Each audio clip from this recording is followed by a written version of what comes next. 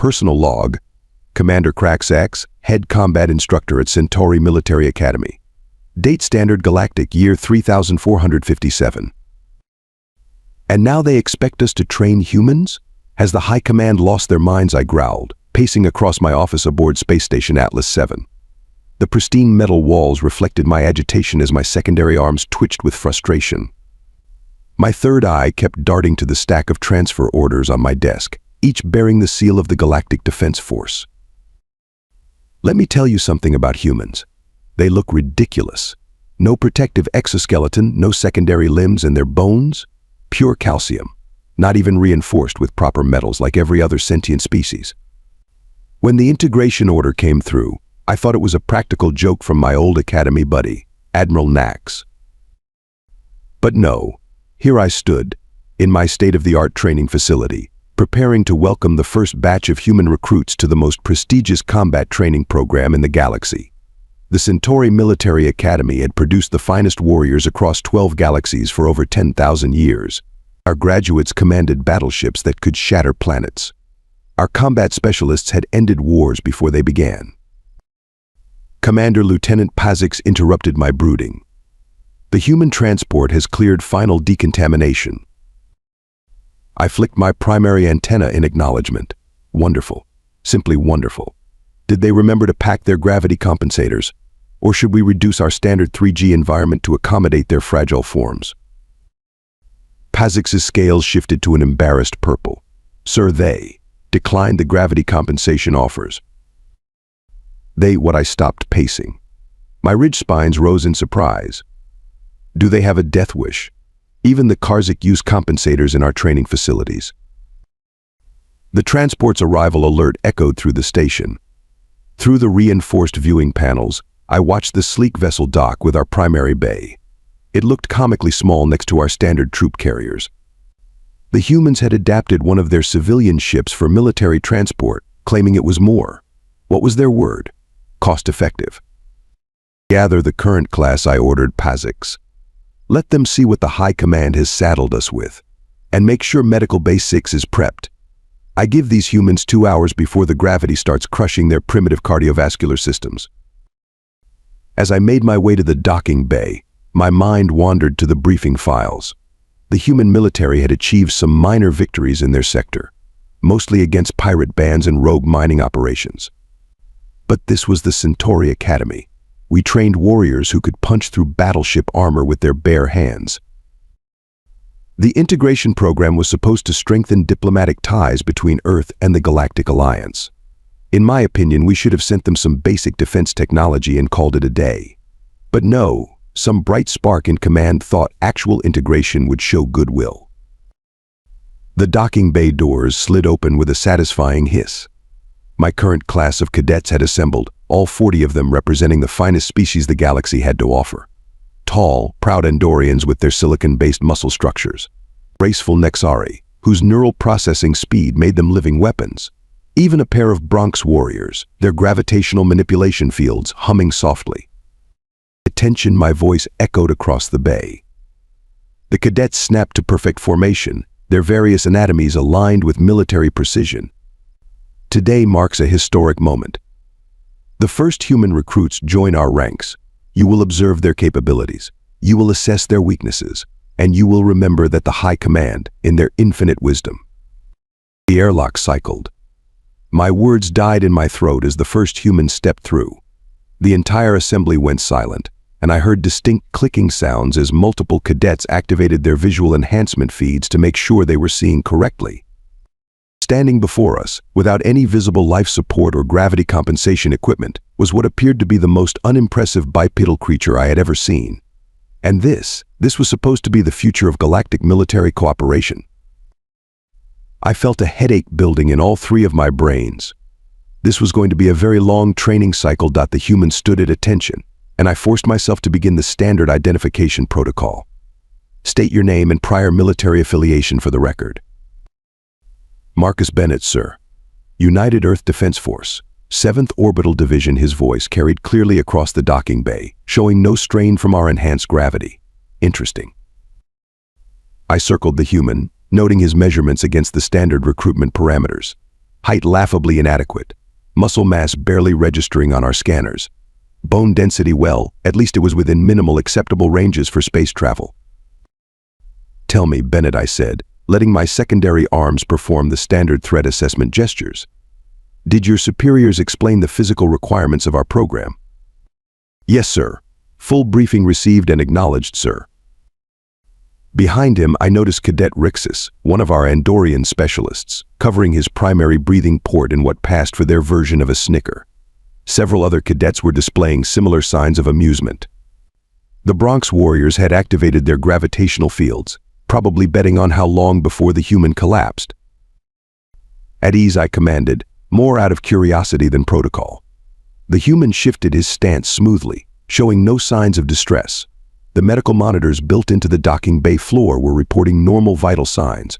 For a human, anyway. Commander Cadet Rixus stepped forward, his crystalline muscles gleaming under the bay lights. "Perhaps we should give our new friend a demonstration of standard training protocols." I recognized the tone. Every cycle, there were always a few cadets who wanted to establish dominance early. Usually I discouraged such behavior, but today I was curious. "Proceed, Cadet Rixus. Training Protocol 7. The Andorian moved with fluid grace, his enhanced musculature propelling him through a series of combat stances. Each position generated enough force to shatter reinforced armor, his limbs becoming literal blur as he accelerated beyond normal visual tracking speeds. Marcus Bennett watched quietly, his expression unchanged. This bothered me more than I cared to admit. "Impressive display," Sir Bennett said when Rixus finished. "The energy conservation in the third sequence was particularly noteworthy." Rixus's secondary heart nearly stopped. You could follow that?" "Of course, sir." The movements aligned closely with several Earth martial arts principles, just executed at higher velocities. A murmur ran through the assembled cadets. The Nexari twins in the back row were rapidly exchanging neural signals, their confusion evident in their fluctuating aura patterns. "Perhaps," suggested Cadet Zara, her tentacles writhing with barely contained mirth, "our human friend would like to demonstrate his own combat capabilities." Now this I had to see. Bennett. Combat stance. The human moved into position, and I heard several cadets activating their recording functions. This would undoubtedly provide entertainment during the next rest cycle. His stance was wrong. All wrong. Centers of gravity misaligned, limbs positioned inefficiently, no secondary or tertiary backup postures. It went against every principle of advanced combat we taught here. Yet something in my combat instructor's intuition twitched. The stance looked wrong, but it felt balanced, like a puzzle where all the pieces were deliberately placed upside down. Sir Bennett spoke, still maintaining his position. "Request permission to access the training floor's full gravity controls." "Denied," I snapped. "Those controls are for advanced training scenarios only. No recruit touches them before completing basic certification." "Understood, sir. Just thought I'd ask, was that a smile? In this gravity?" The next few minutes were filled with the standard intake procedures: assignment of quarters, distribution of training schedules, and basic facility orientation. Throughout it all, Bennett maintained that same quiet demeanor, absorbing information with unexpected efficiency. One final thing I announced as the procedures concluded. As per tradition, new recruits must select their training partners for the first cycle. Choose carefully, Bennett. Your survival may depend on it. The human's eyes scanned the assembled cadets. The Bronx warriors stepped back slightly, their gravitational fields intensifying. No one wanted to be stuck training a weak species. "With respect," Sir Bennett said, "I would like to request Cadet Rixus as my primary training partner." The docking bay erupted in multiple frequencies of laughter. Rixus's crystalline form literally sparkled with amusement. "You want to train with our top combat specialist? The cadet who just demonstrated moves you couldn't hope to match in 1,000 cycles." "Yes, sir." "Unless he objects." Rixus stepped forward, his secondary arms already forming the traditional acceptance gestures. I accept. This will be educational for all of us. As the cadets filed out, I noticed something odd. Bennett's vital signs hadn't fluctuated once during the entire process. Not during the demonstrations, not during the mockery, not even during the partner selection. Either the human was exceptionally well trained at controlling his biological responses, or... No, impossible. These humans were barely out of their gravity wells. They couldn't possibly. Could they? Personal log addendum, first training cycle, day 1. Begin physical assessment. My voice boomed through the training arena as 20 different holographic obstacle courses materialized. Each cadet would face challenges tailored to their species' known capabilities. For Bennett, I had programmed the course used for juvenile Nexari. Even that might prove too challenging. First test. Endurance protocols, I announced, watching as environmental controls adjusted. Complete 50 laps of your designated track. Gravity increasing by 0.5 g every 10 laps. The cadets took off. Rixus immediately took the lead, his crystalline form glinting as he accelerated. The Bronx warriors activated their gravity manipulation fields, practically floating through their laps. Even the Nexari twins moved with impressive speed, their neural networks optimizing every stride. Bennett started at a steady pace. Not fast, not slow, just moving. Having trouble keeping up, soft-skinned Rixus called out as he lapped the human for the 3rd time. Perhaps we should requisition you a transport vehicle. The other cadets laughed, their various respiratory systems creating a symphony of alien amusement. Bennett kept running. By lap 30, the gravity had increased to 4.5 g. 3 cadets had already dropped out, their bodies unable to handle the strain. Rixus was showing signs of fatigue, his crystalline structure beginning to dull from the effort. Bennett kept running. Same pace, same rhythm, same steady breathing. Commander Lieutenant Pazix whispered, holding up a medical scanner. The human's vital signs. There. Stable. Impossible. I grabbed the scanner. Check for equipment malfunction. But the readings were clear. Heart rate elevated but within sustainable ranges. Oxygen consumption optimal. Lactic acid buildup minimal. By lap 45, only Rixus and Bennett remained on the track. The gravity now pushed at 5.75 g. Rixus's steps had become labored, his superior physiology fighting against the crushing force. Bennett kept running. When the final lap concluded, the training arena fell silent. Rixus collapsed, his cooling systems working overtime. Bennett stopped, walked to the hydration station, and took a single sip of water. Beginner's luck, someone muttered. Weapon drills, I barked, trying to shake off my unease. Standard issue plasma rifles, 10 rounds, moving targets. Now this would show proper skill differences. Our weapons were designed for multiple limbed species, with neural interface controls and gravitational compensation systems. Bennett struggled to even hold the rifle correctly. His 2 arms fumbled with controls meant for 4. The neural interface, unable to properly sync with his primitive nervous system, sparked and fizzled. Watch and learn, human Rixus said, hefting his rifle with practiced ease. His shots rang out, each one finding its mark with surgical precision. This is how a real warrior handles advanced weaponry. The cadets took turns, most showing acceptable accuracy. When Bennett's turn came, his first shot went wide, missing the target completely. His second barely grazed the outer ring. By the 5th shot, snickers had turned to outright laughter. Perhaps we should give him a slingshot instead, Zara suggested, her tentacles rippling with amusement. Bennett finished his round with only 2 hits within scoring range. The worst performance I'd seen in 20 cycles of training. Hand-to-hand combat, I announced. Partner sparring. No augmentations, no gravity manipulation. Rixus stepped onto the mat, his crystalline form settling into a perfect combat stance. Bennett stood opposite him, assuming that same wrong but not wrong stance from the docking bay. Begin. Rixus moved first, his primary arms launching a traditional Andorian strike pattern. Fast, precise, overwhelming. Bennett stepped aside, just stepped aside. The crystalline warrior's momentum carried him forward, his perfect form suddenly looking less perfect. He recovered quickly, launching into a secondary attack sequence. Bennett moved again. No wasted motion, no flashy techniques. Just not being where the attacks landed. "Stand and fight," coward Rixus growled, his frustration evident in the dulling of his usually bright form. "I am fighting," Bennett replied, still moving with that maddening efficiency. "Just not the way you expect." The sparring session ended with neither cadet scoring a decisive hit. Rixus, despite his superior strength and speed, couldn't land a solid blow.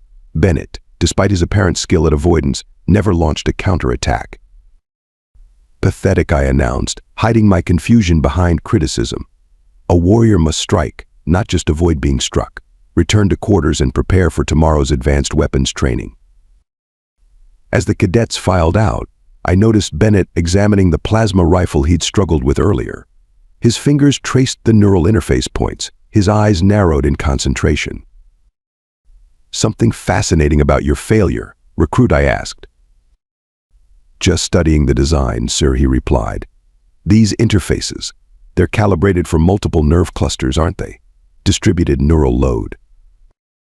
I blinked all three eyes. "That's correct." "Interesting approach," he said, returning the weapon to its rack. "Thank you, sir. Looking forward to tomorrow's lessons." Later that night, reviewing the day's footage in my office, I noticed something odd. During the endurance test, Bennett's foot placement had never varied. Not by a millimeter. Even under increasing gravity, his stride remained perfectly consistent. The combat footage showed similar patterns. His seemingly clumsy movements with the plasma rifle followed a distinct sequence. His sparring session, viewed frame by frame, revealed positioning that always kept him at optimal distance from Rixus's strikes. "Lieutenant Pazix," I called over the comm. "Access the archived footage from the docking bay floor. Specifically, the pressure plate readings from Bennett's arrival." The data appeared on my screen, and my headache returned with full force. The human hadn't been struggling under our gravity at all. He had been practicing .personal log addendum first training cycle, day 7. "Today, cadets," I announced, pressing my palm against the biometric lock of our most secure weapons vault, "you face the ultimate test of combat worthiness." The massive doors slid apart with a pressurized hiss, revealing a single weapon mounted on a gravity-stabilized pedestal. 3 meters of gleaming alloys and pulsing power cores. The Titan-class plasma cannon. "Grand Commander Naxos used this very weapon to end the Proxima War," I said, watching their expressions. "One shot. One clean shot through an enemy dreadnought's quantum shields. 50,000 lives saved in an instant." The cadets stood in reverent silence. Even Rixus's crystalline form had stopped its usual shimmer. "The Titan class represents the pinnacle of galactic weapon engineering," I continued, walking around the pedestal. "Multiphasic energy distribution, quantum lock targeting systems, and most importantly, a pure neutronium frame that requires exceptional physical strength to operate."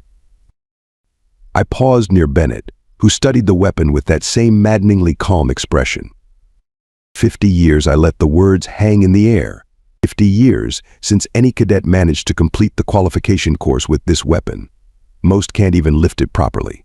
Those who can lack the neural capacity to handle its targeting systems. The few who master both, their bodies buckle under its energy requirements. Lieutenant Pazix stepped forward, activating the holographic training course.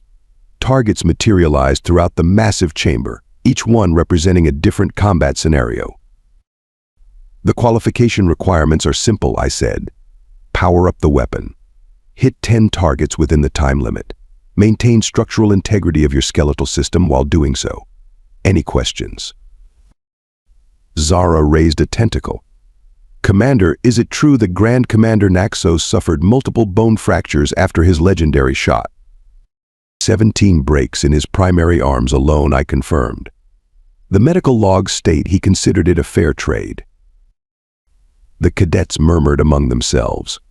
Stories of the Titan class were taught in every military academy across the galaxy. Its impossible requirements had become synonymous with the pinnacle of warrior achievement. Cadet Rixus, I barked. You've shown exceptional progress this cycle. Care to demonstrate? The Andorian stepped forward, his crystalline muscles tensing visibly. He gripped the cannon's neural interface points, and for a moment I thought he might succeed. The weapon lifted 3 centimeters off its pedestal before crashing back down. Proximity alerts indicate potential crystalline stress fractures, the weapon's AI announced. Access denied. One by one, the cadets attempted to master the legendary weapon. The Bronx Warrior's gravity manipulation proved useless against its quantum-locked mass. The Nexari twins' neural capabilities couldn't compensate for their physical limitations. Well, Bennett, I turned to the human.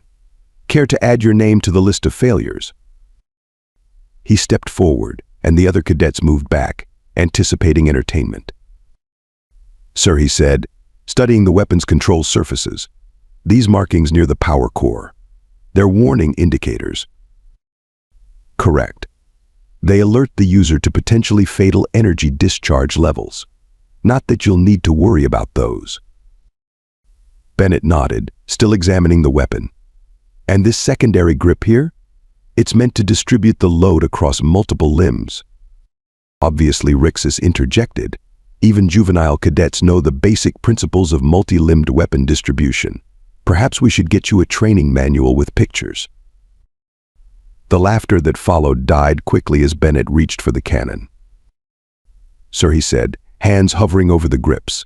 Request permission to attempt qualification course. I flicked my primary antenna in amusement.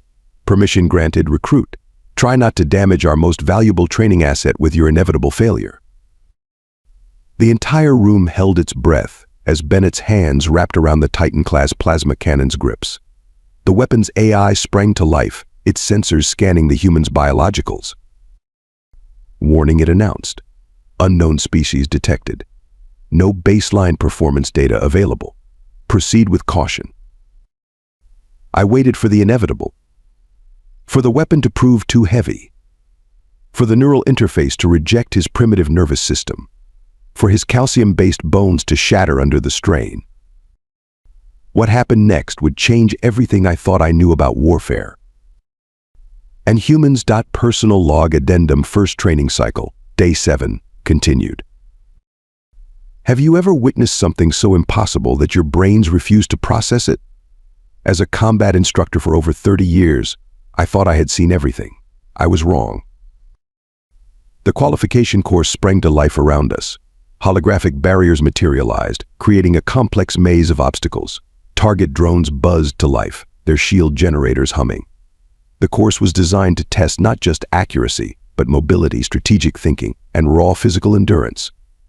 Begin at the ready position, I commanded, expecting Bennett to fail before even lifting the weapon. He stepped forward, placing his hands on the Titan-class cannon. The weapon's neural interface flickered to life, scanning his biological readings. Warning, the AI announced again. Unknown species parameters detected. Safety protocols engaging at maximum level. Then Bennett lifted the cannon. Not just lifted it. He hoisted the 3-meter length of neutronium and quantum electronics as if it were a training rifle. The entire room went silent. Even the Bronx Warrior's gravity fields fluctuated in surprise. Impossible, Rixus whispered, his crystalline form clouding with confusion. First target sequence, I announced, my voice surprisingly steady. Commence firing. The qualification course erupted into motion. Barrier panels shifted, target drones weaved through complex patterns. The first target, a simulated gunship, appeared at long range. Bennett moved. The cannon, a weapon that had broken countless warriors, swung smoothly in his hands. The targeting system engaged with a high-pitched whine. Neural load exceeding safety parameters, the AI warned. Bennett fired. The blast of superheated plasma struck the target dead center, vaporizing its shields instantly. Without pausing, he pivoted to track the second target. Another shot, another perfect hit. Look at his stance, Lieutenant Pazix exclaimed. He's compensating for the recoil by using it, I finished, my professional interest overriding my disbelief. Bennett wasn't fighting the weapon's massive recoil. He was letting it flow through his body, using the momentum to spin toward the next target. The third and fourth targets appeared simultaneously, weaving through holographic buildings. 2 shots, 2 hits. The cannon's power core pulsed brighter with each discharge. Temperature approaching critical levels, the AI announced. Recommended cool down period 2 minutes. Bennett ignored the warning. The fifth target, a fast-moving drone, juked and spun through the course. The human tracked it, waited, then fired. The plasma bolt curved slightly, following the drone's trajectory and striking it from behind. He's using the magnetic field distortion to bend the shot. Zara's tentacles writhed in agitation. That's a theoretical technique. It's never been successfully demonstrated.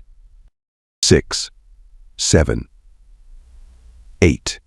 Each shot found its mark with increasing precision. The cannon's power core blazed like a miniature sun. Final targets deploying, I announced. Maximum difficulty engaged. The last 2 targets appeared at opposite ends of the course, moving at speeds that made them barely visible. Traditional combat doctrine said to take them one at a time, accepting the time penalty. Bennett raised the cannon to his shoulder, adjusted his grip, and did the unthinkable. He fired at the wall. The plasma bolt struck the reinforced barrier at a precise angle, splitting into 2 distinct streams of energy. Each stream curved around the course's obstacles, homing in on the targets from multiple angles. Both targets vaporized simultaneously. Qualification course complete, the AI announced into the dead silence. Time 17 seconds. New course record established. Previous record 43 seconds, held by Grand Commander Naxos. Bennett lowered the cannon gently back onto its pedestal. Steam rose from the neural interface points where they had contacted his skin. The power core's glow gradually faded to its normal levels. "Thank you, sir," he said, stepping back to his position in line. Permission to return to ranks. I stared at the human. His vital signs showed elevated but stable readings. No broken bones, no neural damage, not even the usual microstructural tears in muscle tissue that most species suffered from handling the cannon. How the question escaped before I could maintain proper instructor decorum. That weapon requires at least 4 limbs to distribute the mass. The neural load alone should have overloaded your nervous system. The recoil should have shattered every bone in your body. Bennett looked thoughtful for a moment. "Well, sir, about that. Humans don't distribute neural loads the same way other species do. Our nervous system might be primitive, but it's, what's the word? Adaptable. As for the physical requirements..." He shrugged. "I grew up in a 2G mining colony. This feels pretty normal." "A mining colony?" My third eye twitched. "You're a miner?" "Yes, sir. 3rd-generation heavy equipment operator. The cannon's really not that different from the plasma drills we use for deep core extraction. Though I have to say, your targeting system is much more responsive." The silence in the training hall grew heavier. Every cadet stared at the human who had just casually rewritten everything we thought we knew about combat capabilities. Lieutenant Pazix cleared her throat. "Commander, should I update the qualification records?" I looked at my datapad, at the historical combat footage I had studied for years, at the medical records of countless warriors who had tried and failed to master the Titan-class cannon. "No, Lieutenant," I said finally. "Create a new category. Personal log, Commander Krax. Final entry of first integrated training cycle." Again Rixus called out, his crystalline form gleaming with excitement. "Show me that grip adjustment one more time." I watched from my office viewport as Bennett demonstrated the human technique for handling recoil. 2 weeks had passed since the Titan-class qualification course, and everything had changed. The training floor below had been transformed. Humans and aliens worked side by side, each learning from the other's strengths. The Nexari twins had adapted human stance techniques to improve their neural efficiency. The Bronx warriors studied human momentum control to enhance their gravity manipulation. Commander Lieutenant Pazix entered with the latest training statistics. You need to see these results. The numbers told an extraordinary story. Combat efficiency up 40% across all species. Neural interface adaptation rates improved by 60%. Even physical endurance scores showed remarkable increases. They never stopped to question if something was impossible, I muttered, watching Bennett teach a group of cadets. They just kept trying until they found a way. Sir Pazix tilted her head questioningly. Humans, Lieutenant. While we focused on enhancing our natural advantages, they worked on overcoming their limitations. We built better gravity compensators. They adapted to different gravity levels. We developed neural interfaces. They learned to rewire their own nervous systems through practice. Below, Zara had joined the training group. Her tentacles moved in perfect sync with Bennett's movements as he demonstrated a modified combat stance. The same stance I had dismissed as wrong during his arrival. Send a message to High Command, I ordered. The integration program exceeded all expectations. Recommend immediate expansion to all major training facilities. Already done, Sir Pazix replied with a knowing look. They responded with orders to triple our human recruitment quota for next cycle. A commotion from the training floor drew my attention. Rixus had successfully executed a perfect human-style combat role while maintaining neural connection with a heavy weapon. The gathered cadets burst into appreciative cheers. You know what amazes me most, Lieutenant? Not their strength, not their adaptability. It's their willingness to share, to teach. The first thing Bennett did after mastering the Titan-class cannon? He started analyzing how to make it accessible to other species. Speaking of the cannon, Sir Pazix brought up another report. Engineering just completed their analysis of Bennett's handling techniques. They're proposing modifications to all heavy weapons based on his approach. Preliminary tests show a 35% reduction in neural load requirements. I moved to the window, watching the training sessions below. Humans learning alien combat forms, aliens adopting human innovations. The boundaries between species blurred by shared purpose and mutual respect. When I started this program, I thought we were doing the humans a favor, I admitted, lifting them up to our level of combat expertise. I never considered that they would lift us up instead, Pazix finished. That we all had something to learn, I corrected. Send word to the Earth Defense Force. Tell them we're ready to begin Phase 2 of the integration. Full exchange of combat doctrines. As I watched Bennett and Rixus demonstrate a combined human and Dorian combat form to an entranced audience, I remembered my initial dismissal of human potential.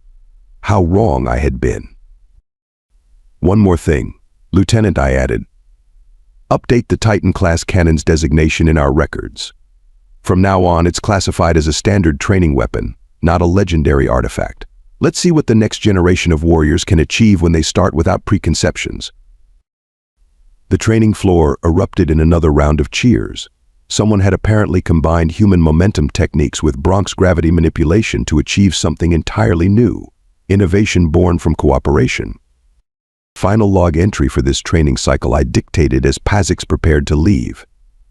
Initial assessment of human military potential severely underestimated. Recommendation for future interactions: approach with open minds and high expectations. Personal addendum. I paused, watching Bennett demonstrate yet another impossible feat with casual ease. The galaxy just became a much more interesting place. Lieutenant Pazix smiled as she headed for the door. Shall I have them prepare the Titan-class cannon for tomorrow's general training rotation? I nodded, my third eye fixed on the scene below. And Pazix? Double the gravity in the training room. Let's see what else our cadets can achieve when they stop believing in limitations. The future of galactic warfare had changed forever, not through superior technology or advanced biology, but through the simple human trait of refusing to accept impossible as an answer. And somewhere in the vast expanse of space, I knew other training academies would soon learn the same lesson we had. Never underestimate a species that treats the impossible as a personal challenge.